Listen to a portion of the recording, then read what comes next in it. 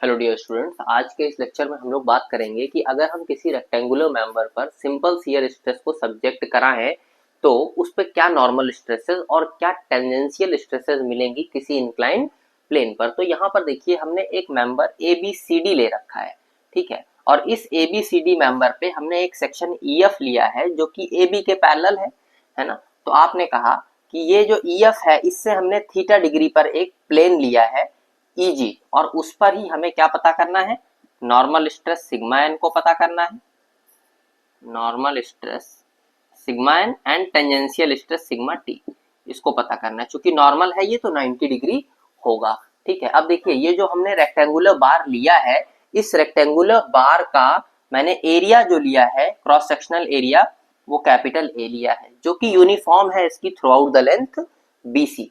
और इसकी विड्थ की बात करें तो वो यूनिट विड्थ है, और ये जो यूनिट विड्थ है बोर्ड के इनवर्ट डायरेक्शन में क्या है, 1 है, ठीक है। बोर्ड के इनवर्ट डायरेक्शन में 1 है, इसीलिए इसे मैं क्या कह रहा हूँ, यूनिट विड्थ का कह रहा हूँ, ठीक है। अब देखिए, यहाँ पर इसकी एनालिसिस के लिए सिग्मा एन और सिग्मा टी की एनालिटिकल एनालिसिस के लिए मैं यहाँ पर एक ट्रायंगुलर एलिमेंट कंसीडर कर रहा हूँ। अब देखिए, यहाँ पर अगर आप ध्यान से देखें तो इस डायरेक्शन में भी अगर ई एफ जी में देखें तो एफ जी डायरेक्शन में आपको टाउ स्ट्रेस मिलेगी और एफ ई डायरेक्शन में भी आपको टाउ स्ट्रेस मिल रही है, ऐसा, ठीक है। अब यहाँ पर इसको मैं देख रहा हूँ, ये ई एफ है, ये जी, और सिंपल हम लोग जानते हैं फोर्स बराबर होता है स्ट्रेस इनटू एरिया, फोर्स बराबर होता है। तो अब देखें एफ जी सेक्शन पे कितना फोर्स लगेगा, तो आप कहेंगे स्ट्रेस इनटू एरिया। किसका एरिया, एफ जी का एरिया। तो जब हम इतना एरिया लेंगे तो हमको इतना एरिया लेंगे तो इतने के कारण फोर्स मिलेगा। तो अब आप कहें इस डायरेक्शन में जो फोर्स मिलेगा वो क्या मिलेगा, Q1 मिलेगा। तो वो Q1 क्या होगा, आपने कहा this area, area of F G multiplied by shear stress. तो इस डायरेक्शन में क्या मिल गया, Q1 शियर फोर्स मिल गया। वैसे ही हमको इस डायरेक्शन में Q2 शियर फोर्स मिलेगा जो कि EF एरिया पर लग रहा होगा। तो आइए देखते हैं, यहाँ पर Q1 होगा, यहाँ पर होगा Q2। अब आप जानते हैं कि मान लीजिए इस पॉइंट पर मैं देखूं तो ये फोर्स Q1 यहाँ हो जाएगा, क्यों, क्योंकि फोर्स वेक्टर क्वांटिटी है, मैं इसे मैग्नीट्यूड और डायरेक्शन को बिना चेंज किए कहीं भी शिफ्ट कर सकता हूँ।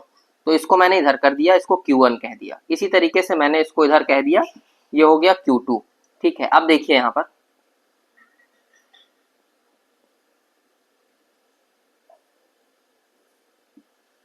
ये हो गया Q2। अब मुझे इसे हटा देना चाहिए,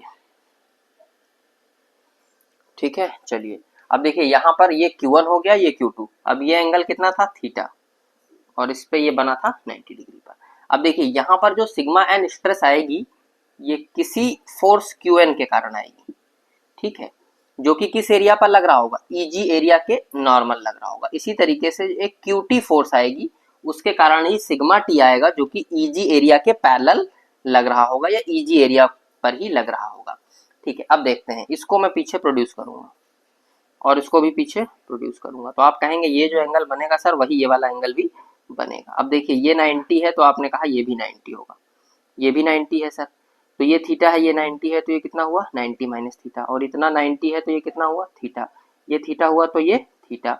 अब देखिए, ये जो EF है ये पैरेलल है इसके, तो ये भी कितना हो गया, थीटा। तो यहाँ तक आप समझ गए। बाकी आपको मैं बता चुका हूँ कि EF का एरिया क्या होगा, तो आपने कहा EF लेंथ और अंदर की तरफ विड्थ 1 है तो EF इंटू 1, FG तो FG इंटू 1।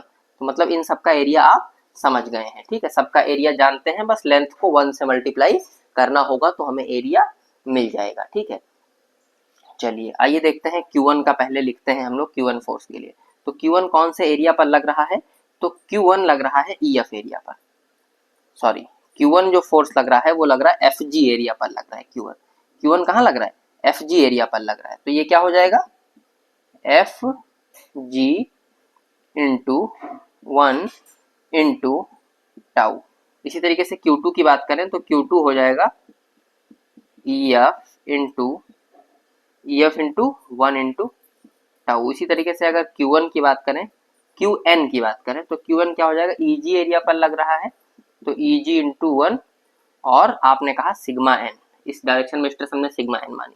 इसी तरीके से ये लग रहा है Eg इंटू 1, और ये हो जाएगा आपका सिग्मा टी, ठीक है। इतनी चीज आप समझ गए, ठीक है। अब देखिए हमें यहाँ ये देखना होगा, अब चूंकि ये एनालिटिकल मेथड है तो वेक्टर का रिजोल्यूशन आना चाहिए हमें, और वेक्टर अलजेब्रा आनी चाहिए, और फोर्सेस का रिजोल्यूशन आना चाहिए। तो मैं आपको देखिए ये चीज बता चुका हूँ, ये कॉन्सेप्ट आप सीख चुके हैं पहले कि किसी भी कोऑर्डिनेटल सिस्टम में अगर कोई फोर्स क्यू आ रहा है और यहाँ पर इसके साथ मान लीजिए थीटा एंगल बना रहा है ना, इस डायरेक्शन के साथ, तो ये कितना होगा, क्यू कॉस थीटा होगा और ये क्यू साइन थीटा होगा। तो अब देखिए क्यू एन फोर्स आया कैसे होगा, जो ये क्यू एन फोर्स है, अब देखिए Q1 और Q2 ही रिस्पॉन्सिबल है Qn को लाने के लिए। तो अब देखिए Q1 का कौन सा कंपोनेंट आएगा, अगर आप इस कोऑर्डिनेटल सिस्टम में देखें तो आप देखेंगे Q1 का कॉस वाला कंपोनेंट Qn की डायरेक्शन में आएगा, तो Q1 cos theta, Q1 cos theta, ठीक है। इसी तरीके से अगर आप इस कोऑर्डिनेटल सिस्टम में देखें तो Q2 sin थीटा Qn की डायरेक्शन में आएगा, ये दोनों मिलके क्या बना देंगे, आपने कहा सर ये बना देंगे Qn।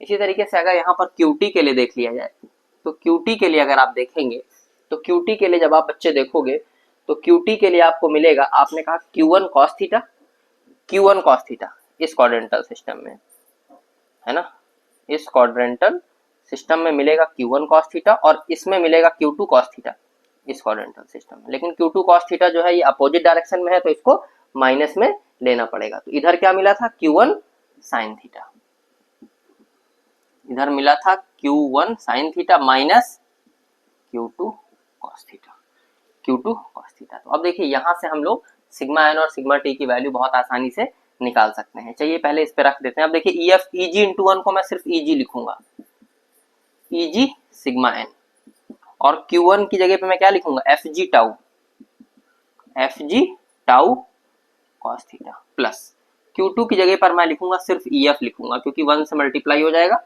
EF tau sine theta लिखूंगा।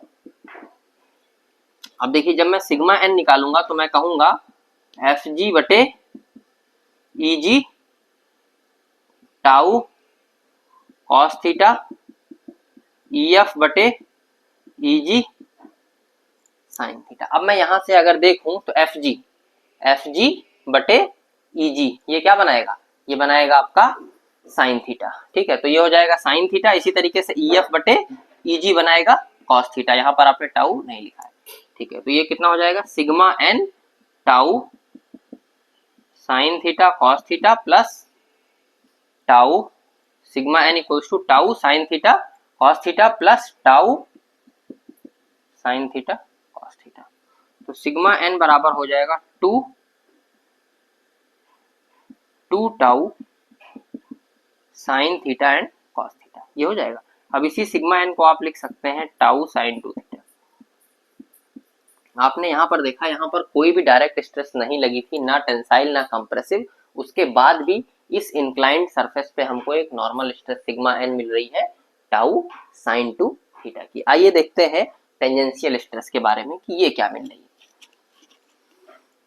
टेंजेंशियल स्ट्रेस को निकालते हैं। देखिए ऊपर जो रिलेशन हमने निकाल रखा है QT फोर्स के लिए, बस उसमें ही हमें सारी वैल्यूज को प्लेस करना होगा। तो चलिए एक बार इसको पहले लिख देता हूं। यहाँ पर QT equals to Q1 sine theta minus Q2 cos theta. तो QT की जगह पर आप क्या लिखेंगे, तो आप लिखेंगे वही चीज है, EG इंटू 1 है तो मैं सिर्फ इसे क्या लिखूंगा, EG सिग्मा T। इसी तरीके से Q1 की जगह पे मैं लिखूंगा सिर्फ FG टाउ साइन थीटा लिखूंगा माइनस, इसी तरीके से Q2 यहां पर मैं लिखूंगा, Q2 की जगह पे क्या था मेरा EF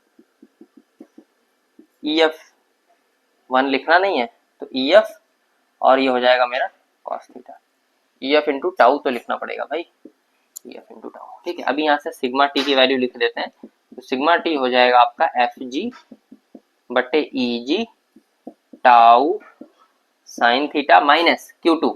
अब देखिए ये Q2 है आपका, Q2 की वैल्यू लिख चुके हैं हम लोग, तो Q2 नहीं लिखना है ना। Q2 की वैल्यू हमने लिखी थी EF इंटू 1 टाउ, तो EF इंटू 1 टाउ, तो 1 मैंने लिखा नहीं तो EF इंटू टाउ, तो ये हो जाएगा EF बटे EG,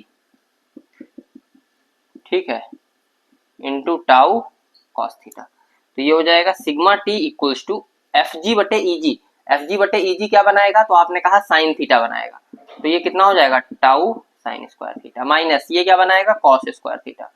क्यों? क्योंकि ये हो जाएगा EF बटे EG cos थीटा और ये हो जाएगा टाउ cos स्क्वायर थीटा।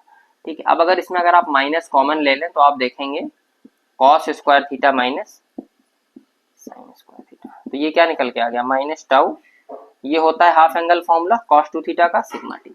तो आपने क्या देखा कि जो सिग्मा टी की वैल्यू आ रही है वो माइनस में आ रही है, इसका मतलब ये जो डायरेक्शन हमने मानी थी ये नहीं सही थी, इस डायरेक्शन में सिग्मा टी हमारा लग जाएगा। ठीक है, तो आपने देखा कितनी आसानी से हमने इस रेक्टेंगुलर मेंबर पर किसी इंक्लाइंड प्लेन पे सिग्मा एन और सिग्मा टी की वैल्यू फाइंड कर ली। ठीक है, देखिए यहाँ पर ये जो मेथड हमने यूज किया था ये कौन सा मेथड था, एनालिटिकल मेथड था। ठीक है, अब इसका जो नेक्स्ट लेक्चर आएगा उसमें हम लोग क्या देखेंगे, उसमें हम लोग देखेंगे कि अगर इसी रेक्टेंगुलर मेंबर को आप डायरेक्ट स्ट्रेसेस के साथ साथ इसी शियर स्ट्रेस से भी सब्जेक्ट करा दें तो वहां पर क्या नॉर्मल और टेंजेंशियल स्ट्रेसेस हमको मिलेंगी उसके किसी इंक्लाइंड प्लेन पर। Okay, thank you for watching.